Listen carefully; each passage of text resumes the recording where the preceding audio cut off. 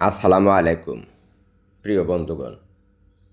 আজ আমি ভবানীপুর এলাকার কৃষিমাঠ পরিদর্শনে এসে দেখলাম এক অনন্য দৃশ্য। বৃষ্টি উপেক্ষা করে কৃষকেরা মাঠ থেকে বিভিন্ন ধরনের সবজি সংগ্রহ করছেন এবং বাজারজাত করার জন্য প্রস্তুতি নিচ্ছেন। কোথাও ধুন্দুল, কোথাও লাউ, আবার কোথাও শাকের আবাদ চলছে পুরোদমে। যদিও অতিবৃষ্টির কারণে কিছু প্লটে ক্ষয়ক্ষতি হয়েছে, তবুও কৃষকেরা উৎপাদন অব্যাহত রেখেছেন। মাঠের বর্তমান অবস্থা: বর্ষাকালে অতিরিক্ত বৃষ্টিপাত সবজি চাষের জন্য বড় একটি চ্যালেঞ্জ। অনেক নিচু জমিতে পানি জমে গাছের শিকড় পচে যাওয়ার আশঙ্কা থাকে, কিন্তু জমিতে ইতিমধ্যে ফলন কমে গেছে এবং রোগবালাইয়ের আক্রমণও দেখা যাচ্ছে। তবে আশার কথা হলো, অনেক কৃষক উঁচু জমি নির্বাচন করে এবং মাচা পদ্ধতি ব্যবহার করে সফলভাবে সবজি উৎপাদন করছেন। বিশেষ করে ধুন্দুল, লাউ, ঝিঙ্গা, করলা ও বিভিন্ন শাকের চাষ ভালো অবস্থায় রয়েছে। বর্ষা মৌসুমে সবজি উৎপাদন অব্যাহত রাখা অত্যন্ত গুরুত্বপূর্ণ, কারণ এই সময় উৎপাদন কমে গেলে বাজারে সবজির সরবরাহ সংকট দেখা দেয় এবং দাম বেড়ে যায়।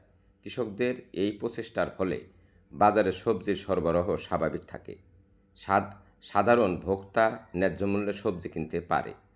কৃষকের আয় অব্যাহত থাকে, দেশের খাদ্য নিরাপত্তা নিশ্চিত হয়। কৃষকদের জন্য গুরুত্বপূর্ণ পরামর্শ: বর্ষাকালে সফল সবজি উৎপাদনের জন্য কয়েকটি বিষয় বিশেষভাবে খেয়াল রাখতে হবে। জমিতে দ্রুত পানি নিষ্কাশনের ব্যবস্থা করতে হবে। উঁচু বেড বা উঁচু জমিতে চাষ করতে হবে। রোগ ও পোকার আক্রমণ নিয়মিত পর্যবেক্ষণ করতে হবে।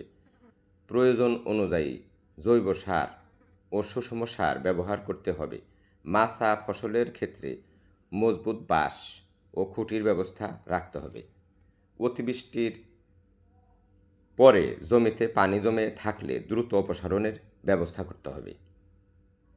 মাচা ফসলের ক্ষেত্রে মজবুত বাঁশ ও খুঁটি খুবই গুরুত্বপূর্ণ, কারণ এ সময় ঝড়ো আবহাওয়া বিরাজমান থাকে, তাই এই পদ্ধতিগুলো অবশ্যই অনুসরণ করতে হবে। আজকের মাঠ পরিদর্শন কৃষকদের পরিশ্রম ও আন্তরিকতার সত্যি প্রশংসার দাবি রাখে। প্রকৃতি নানা প্রতিকূলতার মোকাবেলা করেও তারা সবজি উৎপাদন চালিয়ে যাচ্ছেন, যাতে বাজারে সবজির ঘাটতি না হয় এবং মানুষের খাদ্য চাহিদা পূরণ হয়।